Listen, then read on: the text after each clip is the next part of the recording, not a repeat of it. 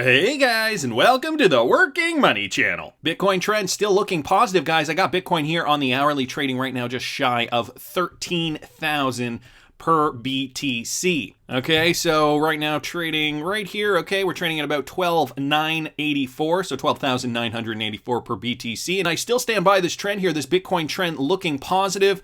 We are finding strong resistance here at the $13,000 level.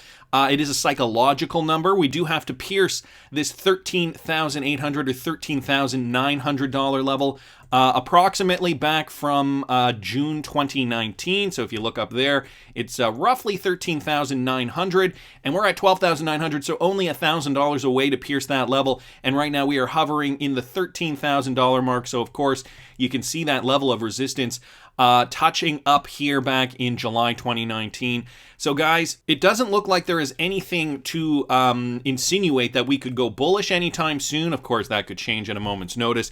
XRP right now trading at about 25.5 cents, give or take. And with a Bitcoin pop, we'll see the rest of the crypto market soar. Interesting news, guys. Very strange news coming out today. This from CoinDesk. Now, some call it FUD Desk, and I am not necessarily in disagreement with that term. Here's what they had to report. Ripple board member Ken Kurson was arrested Friday and charged with cyberstalking in connection with his divorce, the New York Times has reported.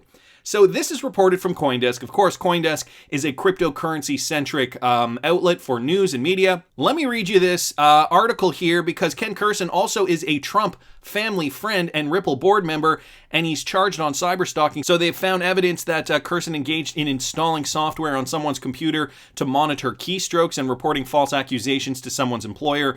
The complaint reads, according to the Times, the accusations reportedly came to light during a routine background check of Kurson for a board seat on the National Endowment for the Humanities. Kurson served as the editor-in-chief of the New York Observer when Kushner owned it. A request for comment from Ripple was not immediately returned. Now, the fact that Ken Kurson, first of all, let's talk about this for a second, has ties with the Trump family through Jared Kushner and is on the Ripple board, I think speaks volumes to where we are going to see Ripple and XRP move in the future. That aside, though, okay, because I think that is the more interesting piece of news here. That aside, though, CoinDesk is obviously calling out Ken Kurson and suggesting, look, this is a tie with Ripple, and this guy was just arrested. Now, Galgatron down here saying this just in, PayPal enters crypto, Ripple relocating, Bitcoin booming, and then there's CoinDesk. How's that for bottom feeder sludge taste? Of course, everybody's got their opinions about all these different news outlets, and these news outlets are going to have different MOs depending on where they're positioned, what kinds of coins they feel like should, quote unquote, take over the world. Of course, you have Bitcoin-centric news outlets like The Bitcoinist, always kind of propping up Bitcoin and always, they tend to release negative news about XRP all the time, or at least that's what we saw in the past. The important takeaway here is that we have to realize this did happen, and, Jerome Steele brings this up. It all depends on the source. Same story, different headline, and this from the New York Times. They didn't even mention Ripple in the headline whatsoever, so Trump family ally is arrested on cyberstalking charge. Ripple is actually mentioned down here in the article for those of you guys who want to read the whole thing. Representative for Ripple. Okay, yeah, so he's also on the board of directors for Ripple. Interesting story. I want to know what you guys think here. Of course, Ripple can't rein in all their employees and, have a close eye watching over what they do in their private life. Whether this is true or not, I do not think it's going to hinder Ripple, the company. Thought I'd bring it to your attention, though. I'm going to keep moving along. Guys, this from the Cryptic Poet. Now, I have a clip up here of Chris Larson discussing the Internet of Value with Paul Vigna and how far Ripple has come from the beginning. Chris Larson kind of, I'm going to start this clip kind of somewhere in the middle because the first 49 seconds was basically just Chris Larson discussing his history in fintech. If you guys want to listen to the whole thing, I'll link, obviously I link everything in the description. I'll link this tweet in the description from the Cryptic Poet. But listen to what Chris Larson has to say about the Internet of Value and how all the pieces are coming together. Let me play you this. The real promise here was, oh my God, this is an Internet of Value. We in early days, you didn't know where that was going to go. And there was just, again, a lot of crazy talk. Clearly, they were going to blow up all the banks and, everybody's just going to hold money individually. That did not happen, obviously. And it's a good thing it didn't. But I think that everybody kind of gravitated to, okay, this is it. This is that final step in what the Internet always said it was going to do, but for money. Those things on, and we always talk about, if you have an Internet of information, if you have an Internet of Value, and you have kind of the ability to ship goods anywhere. We have that with shipping containers and global shipping. We have that with the internet. Once you complete the picture with an internet of value using blockchain and blockchain-like technologies and virtual currencies, that's globalization completed. And that is incredibly exciting. I would argue globalization is having all these problems because it's incomplete. It's a work in progress because we're missing this key ingredient. So that was the exciting part, and it remains the exciting part. And we're now seeing it. Ripple now, we have 300 financial institutions. We're an enterprise company. We think enterprise is the way you're going to spread this the fastest. 300 financial institutions globally, covering 45 countries that can reach 1 billion people. That's today. 24 of those institutions now are using the virtual currency as well as the blockchain plumbing. And that's fairly new in the last couple of years. So virtual currencies are today being used to lower the costs and give greater access to hundreds of millions of people, certainly. And before too long, it's going to be billions and billions of people. And that's the true promise. That's really exciting. Chris Larson going on the record saying 24 countries today are using XRP. And, in a capacity that is manageable, I think within the regulatory clarity that we're seeing today. We're not seeing massive volumes going through XRP right now. We are seeing more countries adopt Ripple and XRP technology. But again, the volume, it's at a retail level right now. There isn't a big... Ripple isn't targeting those big money transactions, okay? Large value transactions. We haven't seen that yet. XRP, of course, as we've heard in the past, needs to be at a higher value for Ripple to target those. But before Ripple can target those, there needs to be the regulatory clarity, which we're still seeing, the US dragging their heels on. But Chris Larson really gives a good description on how Ripple and the industry as a whole have been developing over time. And this is globalization complete. He says, earlier in the clip, he said, it was a work in progress, but now we've kind of come and complete the circuit. Businesses can theoretically transact on a level playing field, and the entire world can conduct business through Ripple and XRP technology. Wanted to thank the Cryptic Poet for posting that. Another one here, guys, from the Cryptic Poet. And this with regards to investments. Grayscale advertises its XRP trust, and I love it too when they do this because it's just giving more exposure to the XRP token as an investment for those big institutional investors. Eventually they will get into XRP, and then it'll be no secret, okay? When we see XRP jumping thousands of percentage points in gains over the coming years, once there is more institutional adoption, once there is cryptocurrency regulatory clarity, then the moms and pops, then the rest of the world, unsophisticated investors are going to treat XRP the same way they've treated Apple, the same way they've treated Facebook, the same way they've treated Netflix, Amazon, any of those big companies that you hear your grandmother saying, oh yeah, I'm invested in Facebook. Mom and pops get into this at the end, and you and I are in this at the beginning. Grayscale obviously doing their part to promote the XRP investment trust as well. So just a few screen grabs here with regards to that. I wanted to thank the Cryptic Poet for letting us know what Grayscale is doing out in the open. It's just going to be a matter of time before more money pours in to that investment. I also saw this, guys, from me in Northing. So Ripple chief Brad Garlinghouse addresses concerns over XRP manipulation, and we've heard this in the past from Brad Garlinghouse, explaining why Ripple has the escrow. And for those of you guys who still do not know, it is a mechanism so that Ripple cannot control the flow of XRP. It is indeed just that, ironically, because they have been considered to be able to manipulate XRP, the XRP that they hold. But this is, ironically, a mechanism so that they cannot control. It is a structured flow. Every month, 1 billion XRP is released into the ecosystem, and in some cases, it's even put back into escrow. So years ago, we put well over 90% of the XRP that Ripple owns into escrow accounts that can't be accessed. So this is one of those kinds of what I call FUD, where people put things out there without a total understanding of what's going on in the market. There really isn't a risk because of how the escrows are structured for Ripple to do anything that would actually be bad for the market, and obviously, it's not in our best interest to do so. We're a major holder of XRP, and we want to see it as highly liquid and delivering a lot of utility. We deploy XRP to solve a cross-border payments problem. We've been very successful at that. We have a couple hundred customers we've signed up around the world, including customers using XRP to manage real-time cross-border payments. Then there's this. Garlinghouse says Ripple has stopped the practice of selling XRP on crypto exchanges. We heard that months ago, that they have actually stopped selling on crypto exchanges for cash. That is called programmatic sales. sales. So that has completely stopped and currently only sells its digital asset to fuel its cross-border payment platform on-demand liquidity. So today, Ripple doesn't sell any XRP through what is called programmatic trading. We only sell it as part of the product and the product experience. And guys, this is good because this is what we need Ripple to do. This is what we have expected Ripple to do this whole time.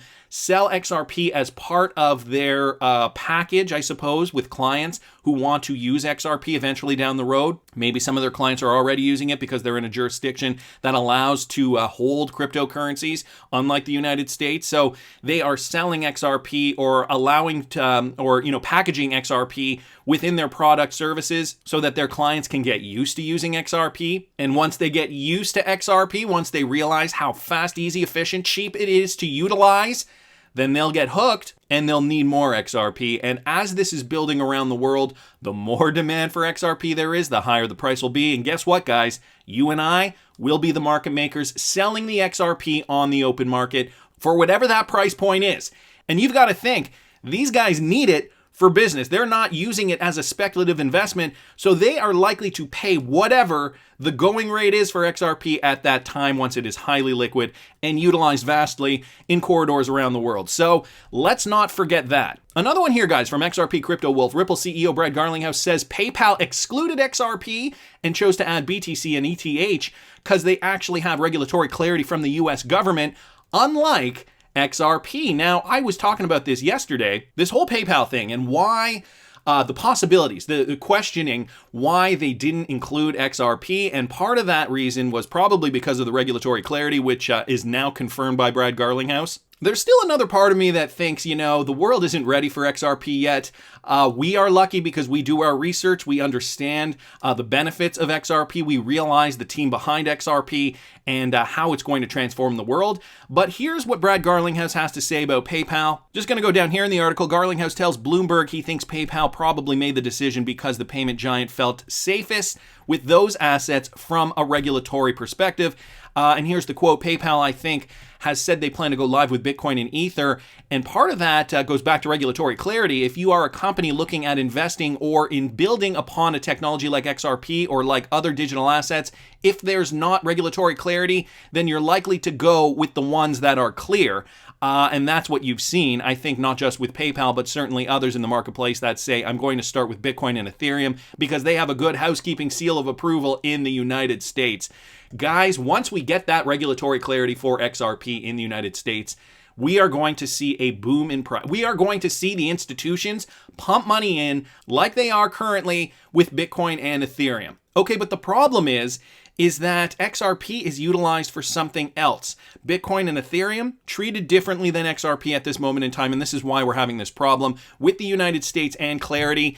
And I wanted to bring this up, brought to me by Rekamec here on Twitter. On the security debate with XRP, he reposts, or rather he sent me this tweet thread from the one and only Tiffany Hayden, okay? And I'm not going to get into the thread, I'll link it in the description because the content of the thread is not what I'm focused on. It's not what I'm interested in with regards to this. I'm more interested in why Tiffany Hayden's account was locked. And so she's talking about some things here. Then she got locked based on a Digital Millennium copyright notice. And, she goes on. So her account got the block got lifted. And then Nick Bougalis chimes in here. I don't think that was Twitter directly. The message suggests someone filed a DMCA notice with them. And the question is who and for what content. So usually you get those notices if you've uploaded copyrighted content and the person who owns the copyright files a notice with them. Here's where it gets interesting though, okay? And Rekamec pointed me to this. Yes, the last time this happened, she's referring to the fact that this has happened twice to her. The last time this happened, I suggested XRP as planned security. So here's a tweet thread back from March 2020. What if Ripple secretly wants XRP to be a security? And a few more tweets to that effect. They can whip up another coin faster than you can name it. The Federal Reserve is allowed to buy debt instruments, so can governments around the world. And if XRP is declared a security, now there is the precedent to declare other crypto the same. Ripple can rebound, no problem. But what about ETH and BTC? So here she's just showing a list of the people she has blocked because people love to go on blocking sprees on Twitter for whatever reason. And so this was because of a copyright notice. I don't see what she what kind of thing was posted that had copyrighted content in it. Then she says the first time this happened, the same kind of thing happened where her account got blocked after she was suggesting that this was the case. Now, some of you guys might be a little worried, seeing this and thinking to yourself, well, is that the plan? Is Ripple looking to create another coin because they have the resources to, they can, no problem, and then what will happen to XRP, especially if it is deemed a security? Will that mean the price will go up? Will that mean it'll go to zero?